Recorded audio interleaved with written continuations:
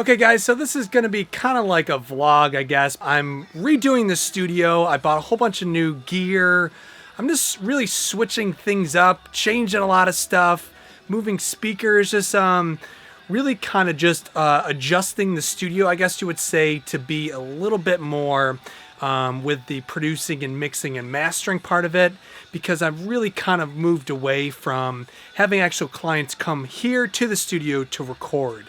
So, yeah, it's about time to tear things apart, move things around, and unfortunately make a huge mess here in the studio.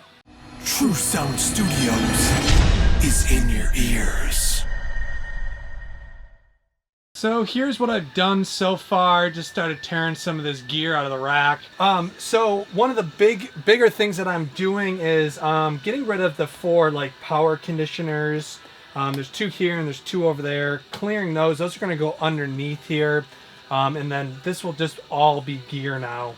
And another thing I did was over here on my SSL. The SSL converters have been getting like just super warm. So I made this big 4-inch fan, this box. And this actually like kind of vents on the side of the converters and is helping cool things down. So today I just turned them off about 20 minutes ago. They're significantly cooler than they've been. And yeah, so I'm gonna take these out. We gotta unplug all this stuff, move the apogee up, and then kind of figure out where all this rest of this stuff's gonna go. I'm pulling stuff from the other rack over here also. This is gonna be a mess. So just really unplugging everything. Just kind of hoping that I remember where some of this stuff goes to, because I don't remember oh, I gotta leave that plugged in. That's the lighting under here. This is the whole power conditioner, and this is that switched unit. So I'm gonna pull these out now, and I think I'm gonna put them right down here on top of the power supply. Now I have another power supply for the console that will have to fit in here. So I'm really gonna have to think about, like, you know, how much room do we have in here, and is any of the gear gonna touch? So, okay.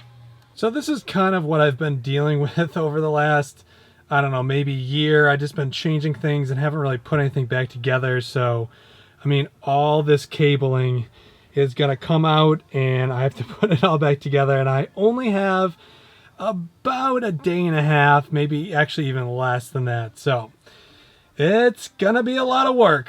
So this is the back of the converters. There is 3 of these DB25 cables each. I also went out and bought an extra DB25 to 1/4 inch balanced, just in case I ruin something. And then you got all the MADI cables here and the splicers that go between all the word clock cabling.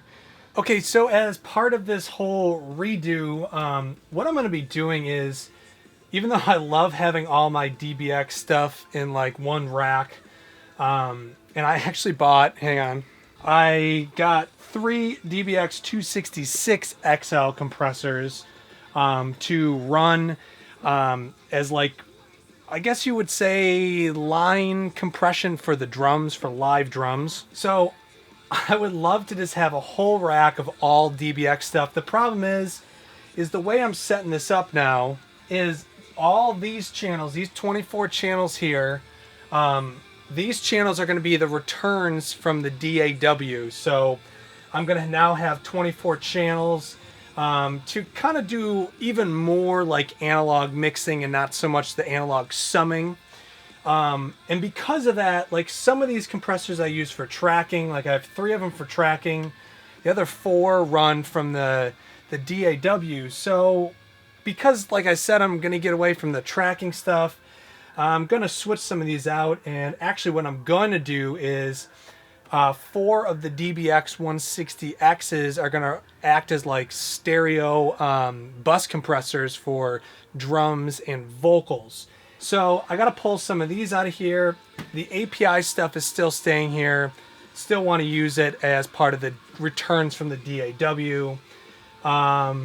Yeah, so I'm just gonna, I guess I got to start splitting this up.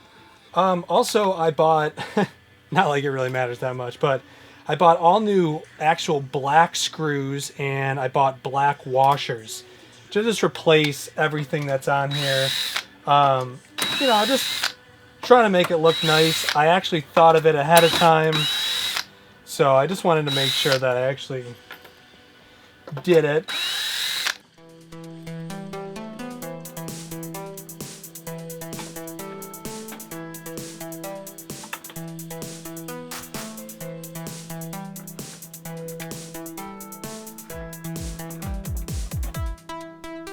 Okay, so here is like the final setup. I mean, I'm probably going to move this stuff around a little bit, but the SSL bus compressor is going to go up here. We got the analog but digital delay, all 8 channels of the API EQ. This is going to be drum bus, obviously both of them together. Vocal bus, obviously linked together in stereo. And then I know some people have some real gripes about these sonic maximizers, but I think they sound good. I mean, I think, you know, you'd be really surprised if you use them correctly. So what I'm using them for is this 362 I'm going to use on all my leads, just to help that little bit of spatial, little quick, easy bass treble thing. And then this one is going to be for all my synth and guitars. And the reason I'm doing this, especially with synth, all these modern productions, you might find that there's a synth and it's a little brighter to the right-hand side than the left, you know, because of whatever stereo effect they're using. This way I can just slightly go ahead and, you know, process that stereo signal really easily with this, you know, turn of a knob. So that'll be for like the core synth, nothing but leads, no leads. Leads will be here, all like the core, like chords and synth, you know, things that are filling and have a lot of substance to them.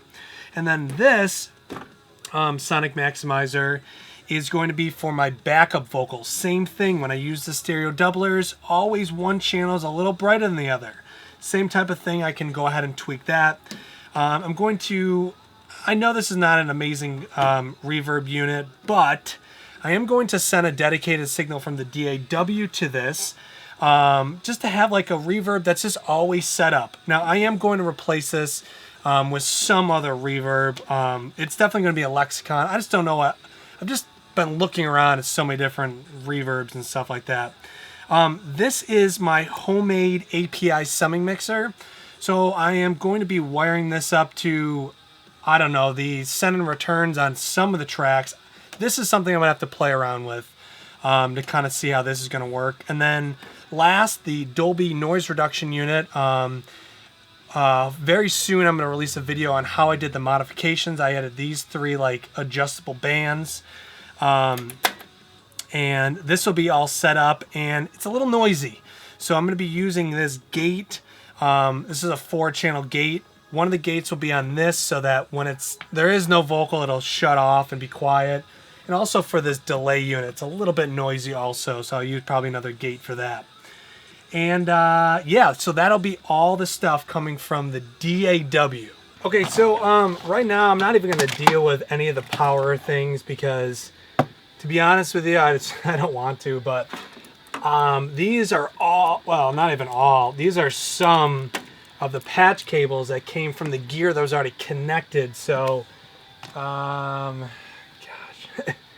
I guess I'm gonna have to go ahead and just pull all these out first and maybe just rewire at the end. So yeah, let's go to the other side of the rack. Let's set that up and make sure before I touch anything, wire anything up, let's make sure this is all good. So as you can see, it's not that crazy messy yet. Got some of the extra gear over here and on the floor, of course. So yeah, so now we're going to play around with this rack. The SSL is definitely going to stay up top, up there. The Apogee is definitely staying there. I just don't know what to do with all the rest of this. So let's figure it out. Okay, so some of this gear in here is, you know, it doesn't even have to go up here. This Antares Auto Tune, I thought I was going to use it quite a bit, and I just really haven't. Just to be honest, I just don't really love the sound of it, so not really sure if this is even going to stay in here. This is my homemade distortion unit, so this is definitely staying. This is actually the crossover for the main speakers and then to the subwoofer. So this crosses over at 80 hertz. So this doesn't necessarily have to go up here. It could go down there, but we're already starting to run out of room. And then I got these two patch bays. So not really sure what to do anymore because, you know, so many of the XLR, like I just haven't really used them much at all. And now that I'm simplifying even more, I think I might just be able to get away with just this patch bay. But you know what? Let's start putting stuff in here and let's see. So first, let's throw in these guys. Probably should have done this one at a time. Up top will definitely be the main vocal. So we'll keep that there. And then these two, it doesn't really matter because one's going to be for vocal number 2. I got the other compressors for the drums. Definitely going to do this one at a time. Okay, so this is going to be drum compression for the overheads. And then this will be maybe kick in and kick out. And then this one will probably be snare top and bottom. Oh, I have this. This frequency analyzer. I mean, I really love this thing. This is an Alto real-time analyzer. I just don't know what to do with this anymore. I'm going to have 2 little small screens built into the meter bridge, and you know, I just don't know what to do with this. I like it too much to sell it, so I'm just not really sure. Maybe I'll move all these down too and put this up top.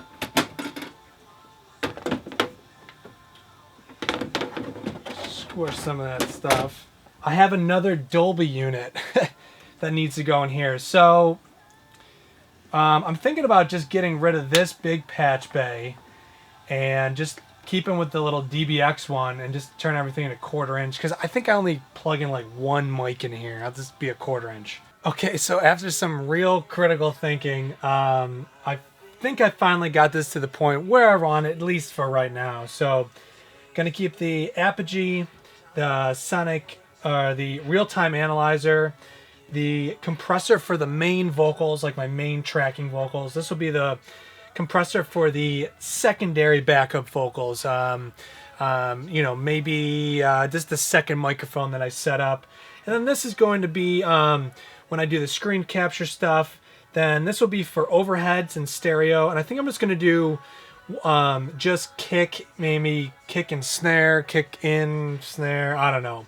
I took the other DBX 266 XL and put it over there. I'm going to use the gate and compressor for the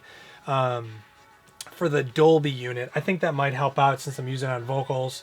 Brought the gate back over here. Going to leave the crossover network here. This open spot is for the other Dolby unit.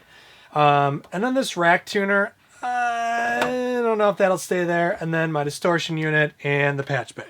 Okay, so these 2 pieces of rack here aren't going to make it into the racks up here on the console. I'm going to tell you why. So I've been using these to run actually the microphone that is on top of this camera right now. So I use the compressor to obviously help control the level that goes into the camera, and then the silencer just to reduce the overall noise, just so I have to do less editing when it comes to the video, you know, the audio for the video. So these 2 units are actually going to hang on my tripod now, so unfortunately they won't be part of the studio anymore, but they're going to be kind of used for other things now. Just getting rid of this LED meter that's been on top of my mixing console for, I don't know, a while now. So I actually have 2 more of these that I'm actually going to build those into the meter bridge. So I'm sure that'll be a whole nother video because that's going to be intense. But And then just unhooking these speakers. And then this speaker is, gosh, I don't even know where that goes to, but get this out of the way. And then so I'm going to take these speakers off because these are going on stands now. If you guys saw the video, I showed you how to build those sand-filled stands. Well, that's what these and the Dyne Audio speakers will now be sitting on behind the console. As of right now, I don't think there's actually going to be anything on top of the meter bridge anymore. But you never know. We'll see. Okay, so little tight quarters back here. Just trying to get rid of all these cables. It is just so many cables on everywhere that I really having trouble even just making a little bit of headway here. Everything is like just tangled with everything, and I'm getting to the point where I think I might have to push the entire console, everything forward, just to be able to get back here a little easier and work on things.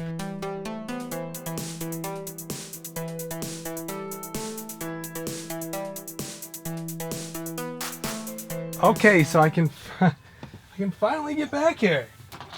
There hasn't been this much room back here since I built this place. So anyways, I'm just gonna go ahead and pull quite literally every single cable back here. Okay, so I got pretty much everything taken apart. You can see there's really nothing, just power. Those little RCA adapters, and those will actually come out of there. Don't know why I left those in there. But all those down there used to be all for the summing, all empty. So for the most part, this whole thing is fully disconnected. So pretty much today what I've been doing is all the things that were wrong with the studio, different pieces of gear or cabling.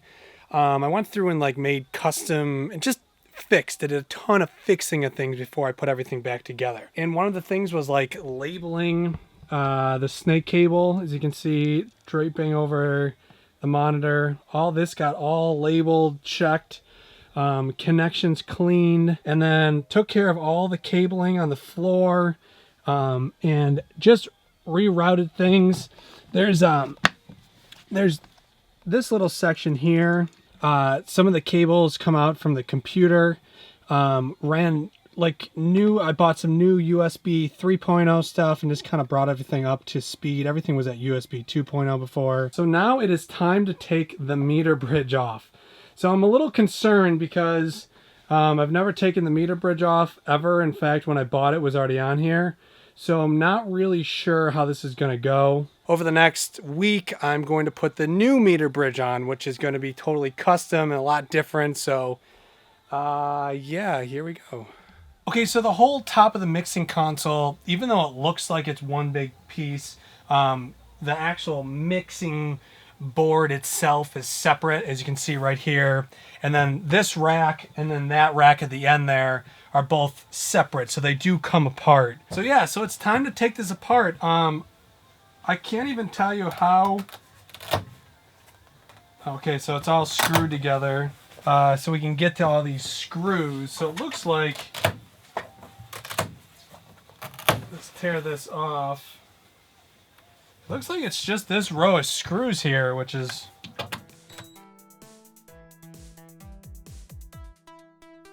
Okay, I think this should come right off now.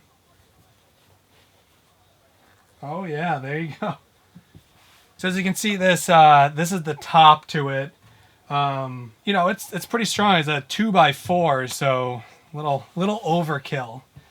And then this is the actual meter bridge here, so you can see how just thin it is. I really wanted to leave this on and work around it, but I don't see any way how I can work around this thing and still be able to put this back together and make it the way I want. So these are these strip LEDs I was telling you guys about in a previous video. So yeah, so let's go ahead and pull these screws out.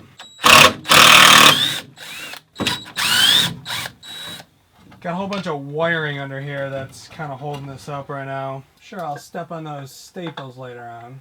Okay. So we're getting down to it. Not much left. We just got to remove these now. Looks like we just got some like supporting brackets here, and then there you go. There's one.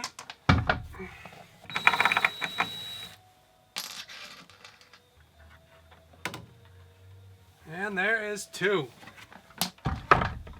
That was that contraption. So after you saw it all in parts, it doesn't look as impressive. So now I got to get the actual meter bridge off of here. Okay, so as you can see, so there's like some set screws underneath the meter bridge, and you can see it like slides a little bit. So I do have to take this end plate off of here.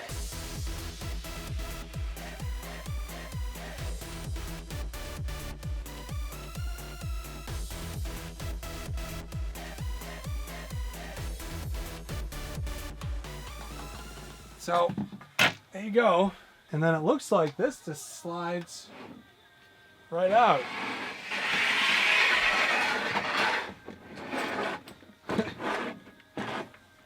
There we go. Here's the meter bridge. Okay guys, so got everything back together. So now I'm going to go ahead and work on these 24 channels. So this is going to be everything from the DAW. A lot of the analog sound, I guess you would say, that I get is because of the a lot of the transformers, the preamps. So I am using the line preamps with the transformers through all 24 channels, plus combination with the SSL bus compressor, and then the rest of the gear really kind of gives you that, and then also the modded mix bus. The whole mix bus has transformers on it, and then also has the DBX VCAs in there. So I'm really kind of happy to use those now, because before I was only using like 2 of the buses, 2 out of 4, and now I'll be using all 4 again. So what's great about this is I got 24 channels, so I'm going to be able to do the analog summing for a lot of the projects. But also, if I actually want to mix on the full console, really the first 24 channels is really going to be more towards that, but I can do 40 plus 10 more of the API. So realistically, I can do a 50-track mix down, all on analog gear. So definitely looking forward to that. And now I'm going to start hooking up some cables. All right, guys. Well, it is a disaster out here. I can honestly say that I'm not as far as I would like to be. But it's 4 o'clock in the morning. No, I haven't been working the entire day. I did stop for a little bit. Me and my wife went out to dinner and came back home, and then been out here, and I've just been soldering and just making a lot of cables pretty much all night. Yeah, it's time to be done. That is really about it for this video. In a separate video, I'm going to show you guys all the connections of how all the analog gear is going to be connected to this mixing console, and I think it'll help make it even easier to see, also because of the fact that there is no meter bridge right now. It kind of I think it's going to be even easier for me to hook this up. I kind of like how I can actually see the connections and the gear and what channels is going to be, you know, on the console and stuff like that. So I have to build a brand new meter bridge with a whole bunch of parts that I bought, and these little like computer screens, and it's just gonna be really cool. It's also something I think you guys would even be able to do. Real quick before we go, I just do want to apologize. I haven't been making as many videos, and the reason is because I've been working on this remodel. You know, buying and selling gear, modifying gear, planning all this stuff out, and, you know, trying to make this go as smoothly as possible, because in the past when I've done these studio remodels, they just unfortunately have not gone very well. You know, I might plan for 2 days of remodeling and it ends up taking 5 just because I'm not very well prepared. I'm not a good planner, I'll be honest. But anyways, so I'm gonna go in. Like I said, it's 4 o'clock in the morning, and it's time for me to get out of here. I'm gonna go sleep. and then pick back up tomorrow and just keep going. And so I do appreciate you guys watching this. So look for more of these remodeling videos.